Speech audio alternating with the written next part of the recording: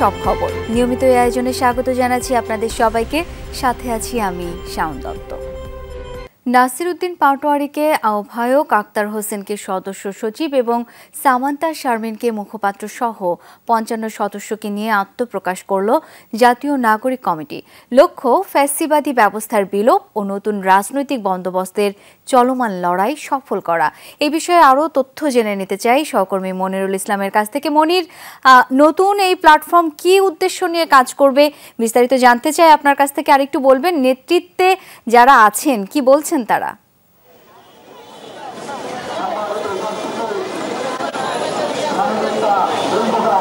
ধন্যবাদ। আসলে আজকে আমরা দেখলাম, আমরা যেটা ধারণা করা হচ্ছিল যে তারা এই জাতীয় নাগরিক কমিটি তারা একটা রাজনৈতিক প্ল্যাটফর্ম আসলে করতে হতে পারে বা চাইতে পারে, কিন্তু আমরা সেরকম এটা দেখিনি। কিছুক্ষণ আগে কর্মসূচি শেষ হলো, ৫৫ সদস্যের একটি কমিটি দেওয়া হয়েছে। কমিটি বলতে আমরা এর আগে বৈষম্য বিরোধী ছাত্র আন্দোলনের যে সারা দেশে প্রায় ৬৫ জনের একটা সমন্বয়ক দল দেখেছি, সেরকম একটা ৫৫ জনের একজন, এই ৫৫ জনই আসলে এই কমিটির সদস্য হবেন এবং ৫৫ জনকেই ধরেই এই রাজনৈতিক এই প্ল্যাটফর্মটা থাকবে। তো আসলে তাদের কাছে প্রশ্ন ছিল এটা রাজনৈতিক কিনা। তো তারা বলছেন যে কিছুক্ষণ আগে এখানে যে কর্মসূচি ছিল যে এটার যিনি যাকে আহ্বায়ক করা হয়েছে নাসির উদ্দিন পাটোয়ারী, যিনি সদস্য সচিব, ডাকসুর সাবেক সমাজসেবা সম্পাদক আক্তার হোসেন এবং একজন মুখপাত্র করা হয়েছে নারী, তিনি সামান্তা শারমিন।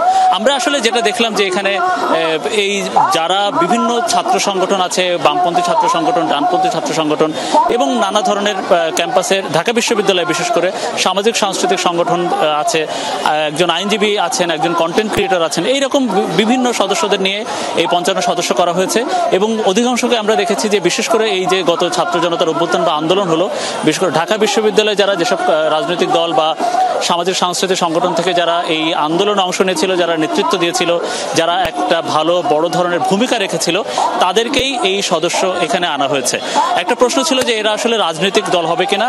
এই নেতৃবৃন্দ যেটা বলছেন যে না, এখন তারা কোনো রাজনৈতিক দল গঠন করবেন না, যেহেতু বৈষম্য বিরোধী ছাত্র আন্দোলনের ডাকেই একটা দেশে একটা বড় ধরনের বিপ্লব ঘটে গেছে, ছাত্র জনতার অভ্যুত্থান ঘটে গেছে।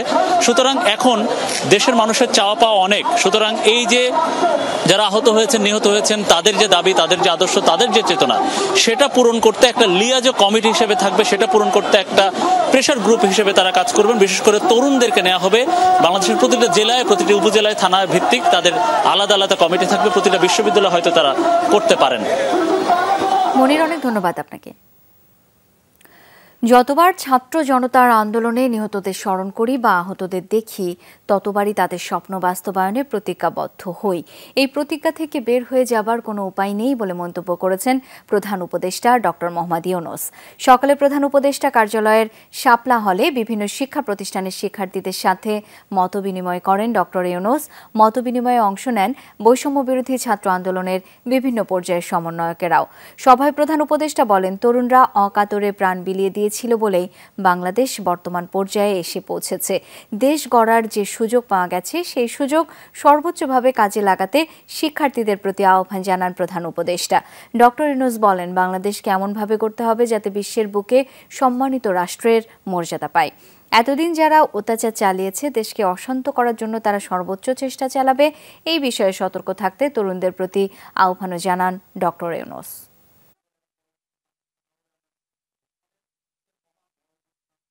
কোনো কুচক্রী মহল কিন্তু আমাদের এই দুরবস্থার সুযোগ নিয়ে তারা অবশ্যই আমাদের ভেতরে প্রবেশ করে আমাদের এই ঐক্য নষ্ট করার চেষ্টা করবে। আমার কাছে মনে হয় হাজার হাজার কোটি টাকা পাচার থেকে মেধা পাচার আরো বেশি ভয়ঙ্কর। যে স্বপ্নের জন্য যারা প্রাণ দিয়েছে, সেই স্বপ্নকে আমরা বাস্তবায়ন করবই। আমাদের যোগ্যতা না থাকতে পারে, আমাদের ক্ষমতা না থাকতে পারে, কিন্তু আমাদের প্রতিজ্ঞা রইল আমরা এটা করব। গণ অভ্যুত্থান পরবর্তী ভাবনা নিয়ে চট্টগ্রাম জেলার ছাত্র জনতার সাথে মতবিনিময় করেছে বৈষম্য বিরোধী ছাত্র আন্দোলনের সমন্বয়করা। এরই অংশ হিসেবে বিভাগীয় ও জেলা পর্যায়ের সফরের প্রথম দিনে সকালে চট্টগ্রাম বিশ্ববিদ্যালয়ে শিক্ষার্থীদের সাথে এবং বিকালে লালদিঘি মাঠে ছাত্র জনতার সাথে মতবিনিময় সভায় অংশ নেন সমন্বয়ক হাসনাত আবদুল্লাহ সহ অন্যান্য সমন্বয়করা। তারা বলেন, গণ অভ্যুত্থানের বিজয় নস্যাৎ করার ষড়যন্ত্রে লিপ্ত একটি মহল সাম্প্রদায়িক দাঙ্গা তৈরির অপচেষ্টা এবং সন্ত্রাস, নৈরাজ্য, দখলবাজি, চাঁদাবাজির বিরুদ্ধে কঠোর হুঁশিয়ারি দেন সমন্বয়করা। ছাত্র রাজনীতি এতদিন কেবল রাজনৈতিক দলের লেজুর বৃত্তি ছিল। আগামী ছাত্র রাজনীতি কোনো দল নয়, ছাত্ররাই নিয়ন্ত্রণ করবেন বলেও জানান তিনি। যে স্বপ্ন নিয়ে আসলে বৈষম্য বিরোধী আন্দোলনটা করেছিলাম, সেই স্বপ্ন নিয়ে আজকে ওনার কাছে আমরা এসেছি যাতে এই স্বপ্ন কেউ নস্যাৎ করতে না পারে। ছাত্র সমাজ সর্বদাই প্রস্তুত, আগেও ছিল স্বৈরাচার সরকারের সময়, এখনো প্রস্তুত পুনরায় যেন কোনো নতুন দুর্নীতিবাজ, সন্ত্রাসীবাজ জেগে উঠতে না পারে। আপনারা যেভাবে সংকটকালীন সময়ে আমরা একসাথে হয়েছিলাম, এখন রাষ্ট্র পুনর্গঠনের সময় আমাদেরকে ঠিক একইভাবে একসাথে থাকতে হবে। চট্টগ্রামে বৈষম্য বিরোধী ছাত্র আন্দোলনের সমাবেশের খবর জেনে নিতে চাই। এই মুহূর্তে লালদিঘি ময়দান থেকে যোগ দিচ্ছেন সহকর্মী আলামিন শিকদার। আলামিন, নতুন এই মতবিনিময় কর্মসূচি সম্পর্কে সমন্বয়করা কি বলছেন, জানাবেন সেখানকার সার্বিক পরিস্থিতি।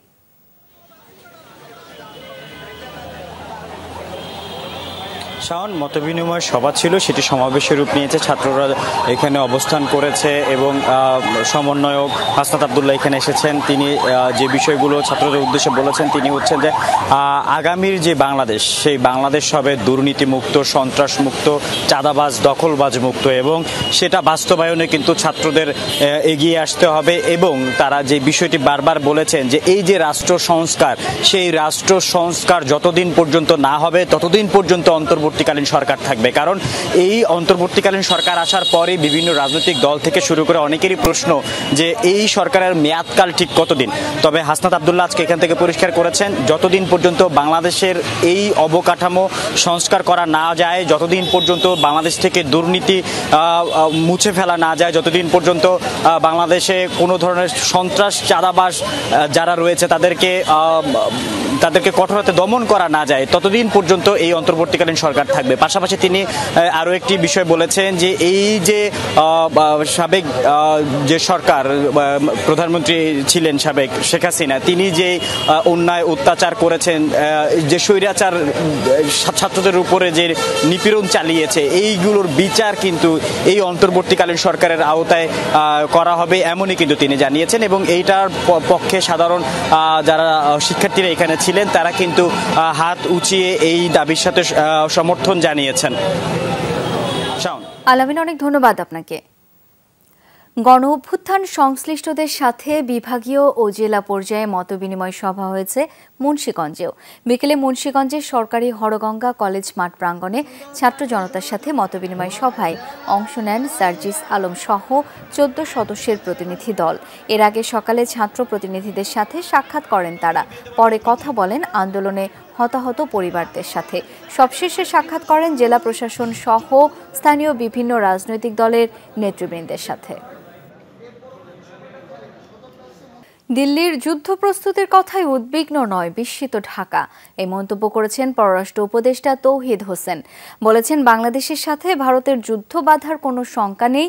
দুপুরে নিয়মিত প্রেস ব্রিফিংয়ে পররাষ্ট্র উপদেষ্টা জানান, ভারতের প্রতিরক্ষা মন্ত্রী রাজনাথ সিং কোন প্রেক্ষাপটে কেন এ কথা বলেছেন তা খতিয়ে দেখা হবে। গেল বৃহস্পতিবারই শান্তিরক্ষায় ভারতের সশস্ত্র বাহিনীকে প্রস্তুত থাকতে বলেন দেশটির প্রতিরক্ষা মন্ত্রী। রাশিয়া, ইউক্রেন ও ইসরায়েল হামাস যুদ্ধ এবং বাংলাদেশ পরিস্থিতির কথা উল্লেখ করে সামরিক কমান্ডারদের এসব ঘটনাপ্রবাহ বিশ্লেষণের পরামর্শ দেন রাজনাথ সিং। তারই ধারাবাহিকতায় দিল্লির যুদ্ধ প্রস্তুতির কথায় উদ্বিগ্ন নয়, বরং বিস্মিত ঢাকা, এ মন্তব্য করলেন পররাষ্ট্র উপদেষ্টা তৌহিদ হোসেন। দুপুরে নিয়মিত প্রেস ব্রিফিংয়ে এমন কথা জানান তিনি। বলেন, ভারতের প্রতিরক্ষা মন্ত্রী কোন প্রেক্ষাপটে এই কথাগুলো বলেছেন সেটা খতিয়ে দেখা হবে। ইউক্রেনের যুদ্ধের কারণে তো ভারতের যুদ্ধ প্রস্তুতির আমি কোনো প্রয়োজন দেখি না, বা হামাসের সাথে যে সমস্যা হচ্ছে তাতে করেই বা ভারতের অন্ততপক্ষে এখানে কি সম্পর্ক। আর এর সাথে ইউক্রেন এবং হামাসের সাথে বাংলাদেশ কি করে তুলনীয় হয়, এটাও আমার বোধগম্যতার বাইরে। পররাষ্ট্র উপদেষ্টা জানান, শেখ হাসিনাকে দেশটি রাজনৈতিক আশ্রয় দিতেই পারে, তবে সেই পদক্ষেপ গ্রহণ তাদের উচিত হবে কিনা সেটা জানতে চাইবে বাংলাদেশ। এ সময় রোহিঙ্গা প্রসঙ্গেও কথা বলেন তিনি। জানান, অনুপ্রবেশকারীদের করা হবে পুশব্যাক। রাজনৈতিক আশ্রয় স্বাভাবিকভাবে যে কোনো দেশ যে কাউকে রাজনৈতিক আশ্রয় দিতে পারে, দেওয়া উচিত কিনা এক্ষেত্রে সেটা হলো দেখার বিষয়, সেটা আমরা দেখি। আর একজন রোহিঙ্গাকেও আশ্রয় দিতে রাজি না, কিন্তু কিছু ঢুকে যাচ্ছে, এটা আমরা জানি। জানান জাতিসংঘ সাধারণ পরিষদের বৈঠকে 10 থেকে 12 জনের একটি দল যাবেন, কিন্তু ভারতীয় প্রধানমন্ত্রী নরেন্দ্র মোদী না চাইলে প্রধান উপদেষ্টার সাথে বৈঠক হবে না। আমাদের তো জোর করে দেখা করার কিছু নেই, তাই না? রাবি সিদ্দিকী, যমুনা নিউজ, ঢাকা। জুলাই আগস্ট গণহত্যার আলামত নষ্ট হওয়ার আগেই দ্রুততম সময়ের মধ্যে সেগুলো সংগ্রহ করাই প্রধান চ্যালেঞ্জ। শিগগিরই সারা দেশে আলামত সংগ্রহের কাজ শুরু করবে আন্তর্জাতিক অপরাধ ট্রাইব্যুনালের প্রসিকিউশন, জানিয়েছেন নবনিযুক্ত chief prosecutor advocate Tajul Islam. তিনি বলেন, ভারতের সাথে বন্দি বিনিময় চুক্তির মাধ্যমে মানবতা বিরোধী অপরাধের প্রধান অভিযুক্ত শেখ হাসিনাকে ফিরিয়ে আনার চেষ্টা করা হবে। ট্রাইব্যুনাল পুনর্গঠন হলেই গ্রেপ্তার চাইবে প্রসিকিউশন। গত 5 আগস্ট শেখ হাসিনা সরকার পতনের পর ছাত্র জনতাকে গণহত্যার দায়ে একের পর এক অভিযোগ জমা হয়েছে আন্তর্জাতিক অপরাধ ট্রাইব্যুনালের তদন্ত সংস্থায়। এরই মধ্যে পরিবর্তিত সময়ে পুনর্গঠন করা হয়েছে ট্রাইব্যুনালের প্রসিকিউশন। রোববার চিফ প্রসিকিউটরের নেতৃত্বে ট্রাইব্যুনাল পর্যবেক্ষণ করে প্রসিকিউশন।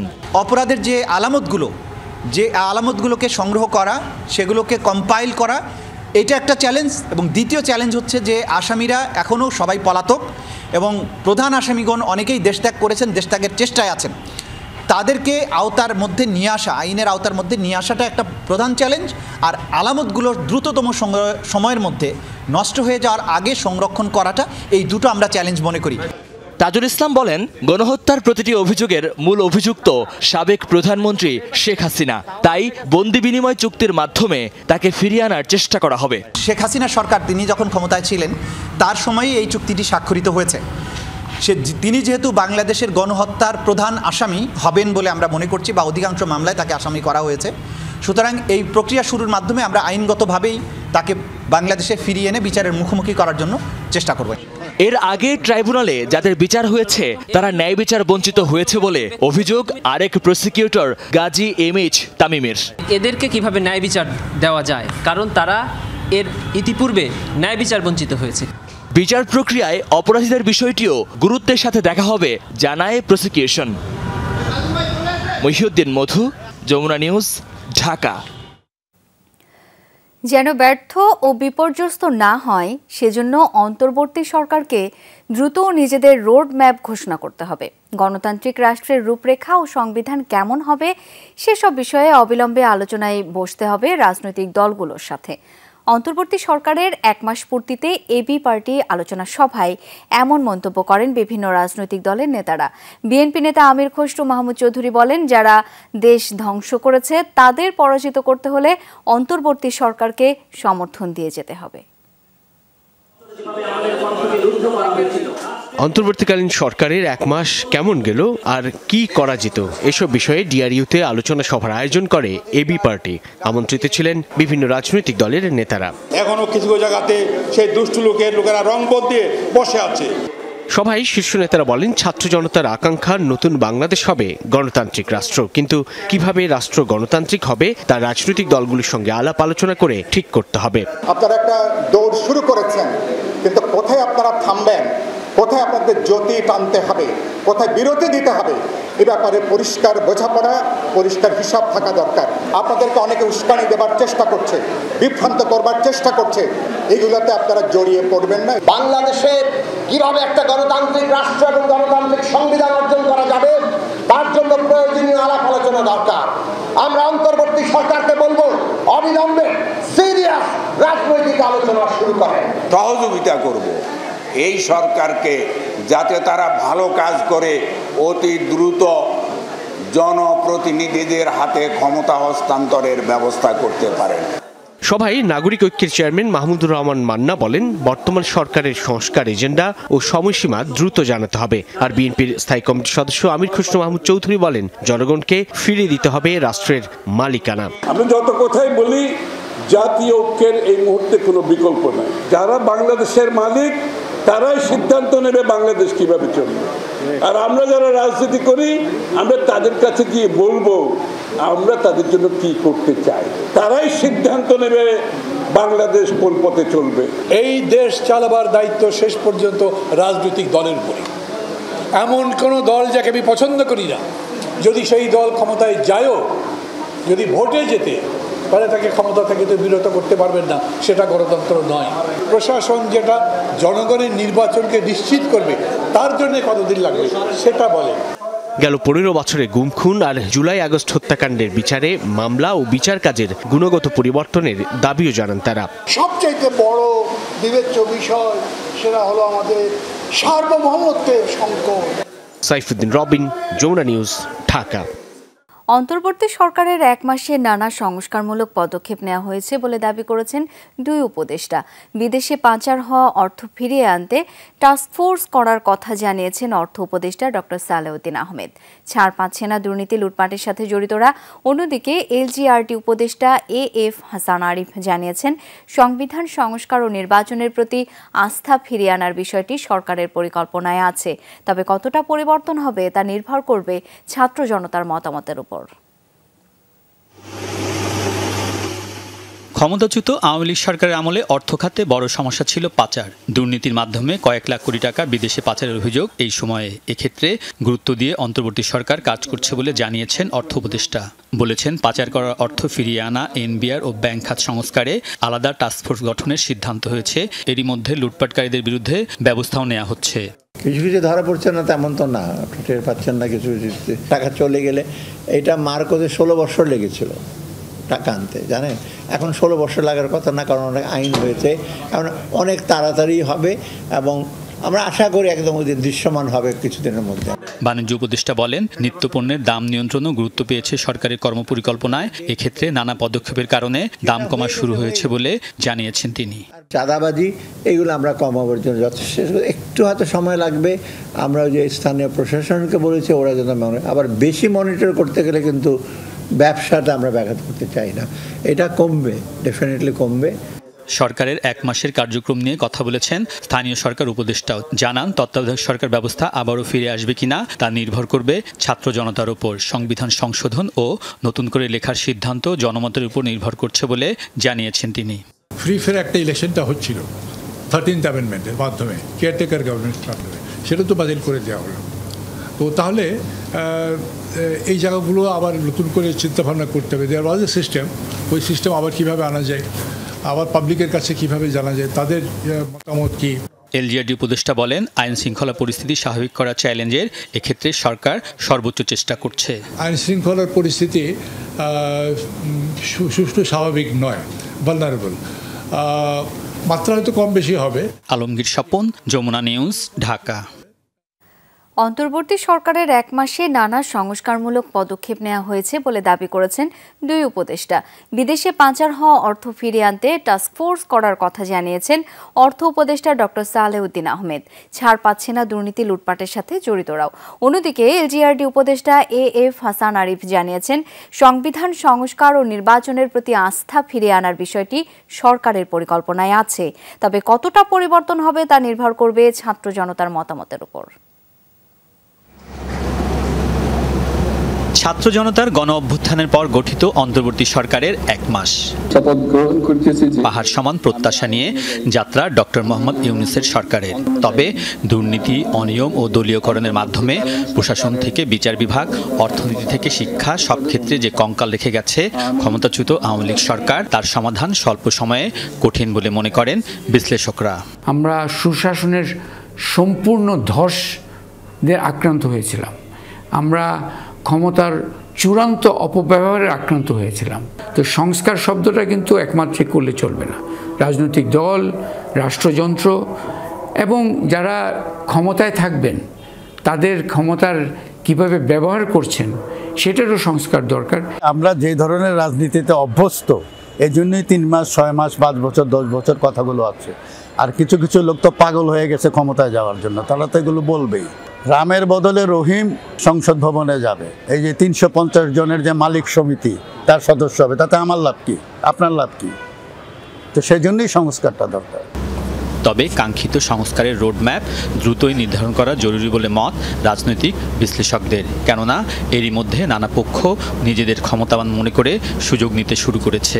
অনেকগুলো পাওয়ার সেন্টার, তো এখানে ধরেন আমলাতন্ত্র একটা পাওয়ার সেন্টার, কিছু রাজনৈতিক দল আছে, এরা পাওয়ার সেন্টার, ছাত্ররা একটা পাওয়ার সেন্টার, সেনাবাহিনী একটা পাওয়ার সেন্টার, এখানে কিছু বিদেশিও ইনভলভ আছে বলে আমরা শুনি।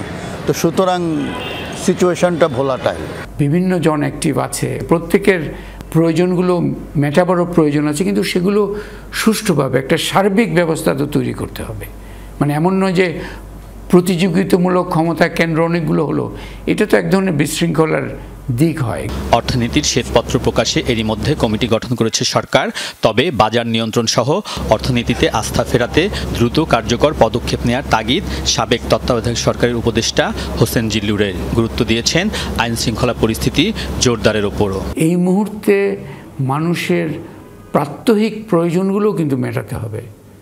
অর্থনৈতিক ব্যবস্থাপনা যেটা, সেটা শুধু ব্যাংকিং সেক্টর রিফর্ম করলাম শুধু তা না, সংস্কার হবে তারপর সচল হবে এভাবে চিন্তা করলে হবে না। মাঠ প্রশাসন বলি, পুলিশ প্রশাসন বলি, এখানে খুব দ্রুত সচল করার বিষয়টা অত্যন্ত দ্রুত প্রয়োজন। হোসেন জিল্লুর বলছেন, গণহত্যা, গুম, খুন, দুর্নীতির সুনির্দিষ্ট অভিযোগের দ্রুত তদন্ত ও বিচার নিশ্চিত করে দৃষ্টান্ত স্থাপন করতে হবে। ঢালাও মামলা যেন এসব কার্যক্রমকে প্রশ্নবিদ্ধ না করে। ওই আগেও যেটা হয়েছে, অপরাধীরা পার পেয়ে যায়, নিরীহরা এটার হয়, শিকার হয়, সেই বাস্তবতা তো আমরা চাই না। সুষ্ঠু সাক্ষ্য প্রমাণ সংগ্রহের বিষয় আছে এবং সেখানে সেগুলো আবার সঠিকভাবে প্রক্রিয়াটাও চালানোর বিষয় আছে। বিশ্ব তো আমাদেরকেও দেখছে। আক্রোশ ও বিভাজনের রাজনীতি থেকে দূরে থাকার পরামর্শ বিশ্লেষকদের। এক্ষেত্রে রাজনৈতিক দলগুলোকে আরও সহনশীল হয়ে অন্তর্বর্তী সরকারকে সহযোগিতার অনুরোধ তাদের। আলমগীর স্বপন, যমুনা নিউজ, ঢাকা।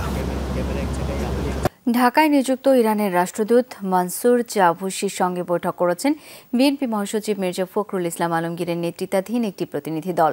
রোববার বিকাল 4টায় গুলশান চেয়ারপারসনের কার্যালয়ে এই বৈঠক অনুষ্ঠিত হয়। বৈঠকে বিএনপির পক্ষ থেকে দলের মহাসচিব মির্জা ফখরুল ইসলাম আলমগীর, স্থায়ী কমিটি ও আন্তর্জাতিক বিষয়ক কমিটির সদস্য আমির খসরু মাহমুদ চৌধুরী সহ পররাষ্ট্র বিষয়ক কমিটির সদস্যরা উপস্থিত ছিলেন।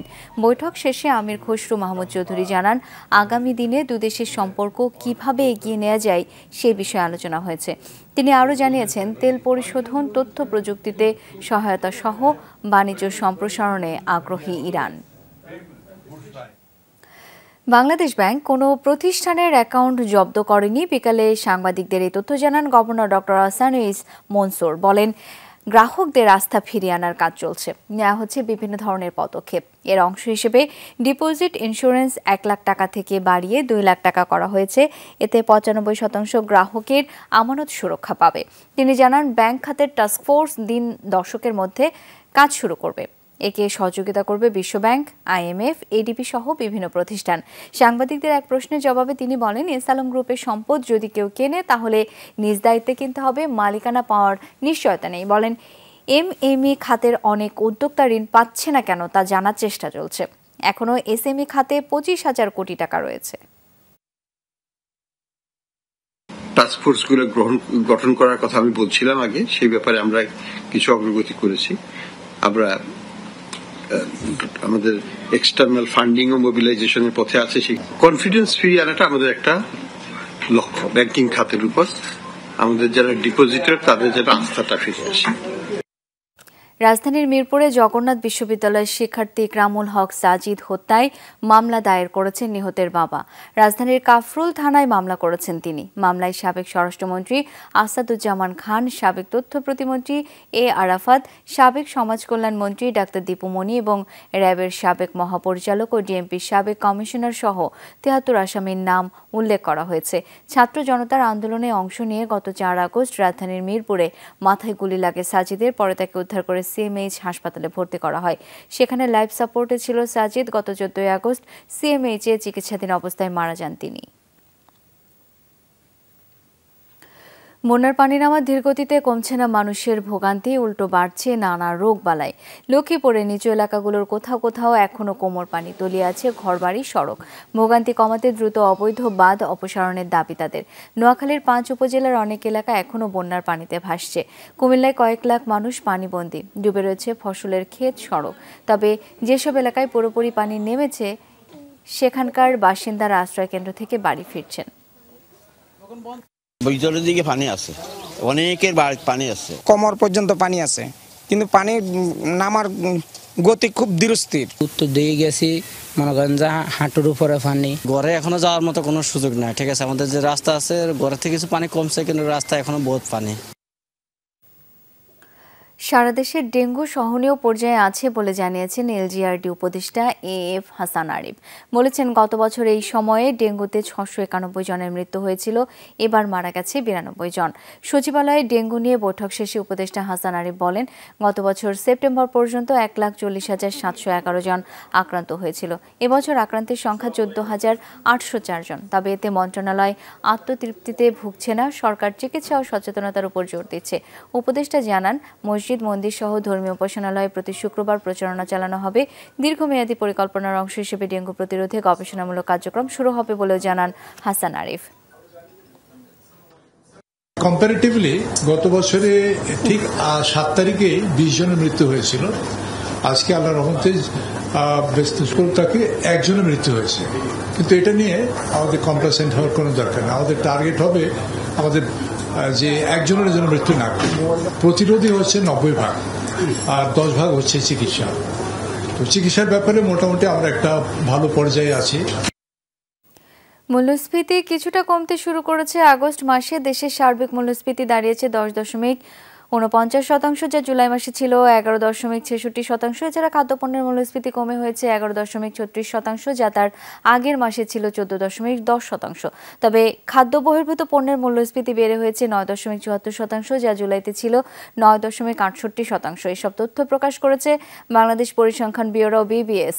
জুলাই মাসের তুলনায় খাবারের দাম কমেছে 2.5%-এর বেশি। খাদ্য মূল্যস্ফীতির এই হারের অর্থ হলো, খাদ্যপণ্য কিনতে দেশের মানুষকে আগের বছরের একই সময়ের তুলনায় 11.36% অর্থ বেশি খরচ করতে হচ্ছে।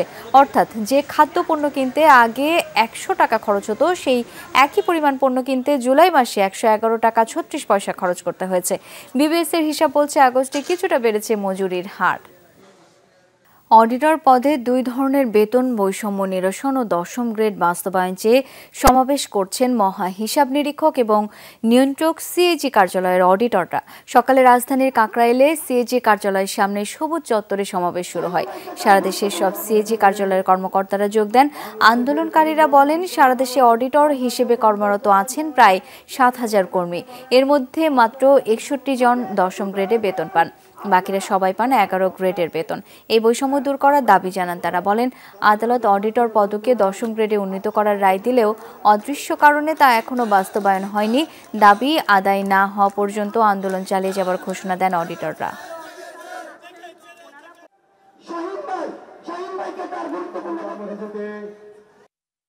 আমরা চাচ্ছি যে এই বৈষম্যতা থাকবে না, সকল অডিটর 10ম গ্রেড হবে এবং আমরা 10ম গ্রেডের বাস্তবায়নের জন্য এসেছি। আমাদের এই ডিপার্টমেন্ট বিগত 2 যুগ যাবৎ অন্ধকারে আচ্ছন্ন হয়ে আছে। আমাদের ডিপার্টমেন্টের সংস্কার প্রয়োজন।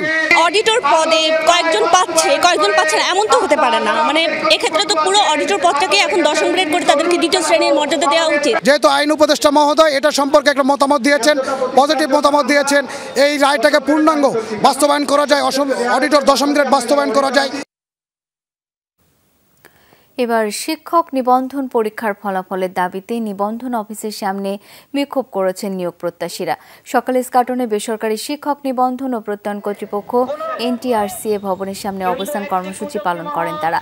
এ সময় 18তম নিবন্ধন প্রত্যাশীদের লিখিত পরীক্ষার ফলাফল দ্রুত প্রকাশ করার দাবি জানান আন্দোলনকারীরা। তারা বলেন, শিক্ষক সংকট নিরসনে 18তমদের অগ্রাধিকার দিতে হবে। একই সাথে 60,000 জাল সনদধারীকে চিহ্নিত করে তাদের নিয়োগ বাতিল করতে হবে। একটা নিয়োগ প্রক্রিয়া চলমান আছে, এই নিয়োগ প্রক্রিয়াটা সর্বদ্রুত শেষ করতে হবে। এই নিয়োগ প্রক্রিয়ার আগে আমরা কোনো বিশেষ গণবিজ্ঞপ্তি চাই না। 60,000 তারা স্ব কর্মস্থলে বহাল আছে। এই 60,000 শিক্ষক, অবৈধ শিক্ষককে আইডেন্টিফাই করে এদেরকে বের করতে হবে।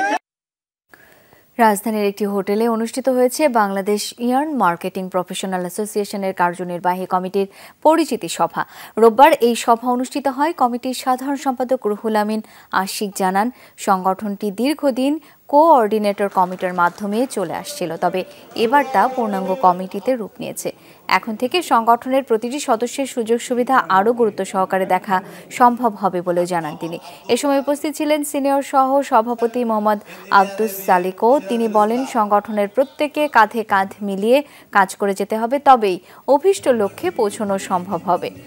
পরিচিতি সভা শেষে সাংস্কৃতিক অনুষ্ঠানের মধ্য দিয়ে শেষ হয় আয়োজন। সরকারিভাবে ফিজিওথেরাপিস্ট পোস্ট তৈরি ও প্রতিটি হাসপাতালে ফিজিওথেরাপিস্ট নিয়োগ সহ বেশ কিছু দাবি জানিয়েছে বাংলাদেশ ফিজিওথেরাপি অ্যাসোসিয়েশন। সকালে শহীদ মিনারে বিশ্ব ফিজিওথেরাপি দিবস উপলক্ষে মানববন্ধন ও র্যালির আয়োজন করে সংগঠনটি। তাদের অভিযোগ, সরকারি বেসরকারি প্রতিষ্ঠান থেকে উত্তীর্ণ 10,000-এর বেশি ফিজিওথেরাপিস্ট আছেন, কিন্তু সরকারি জেলা উপজেলা পর্যায়ে তাদের নিয়োগ হচ্ছে না।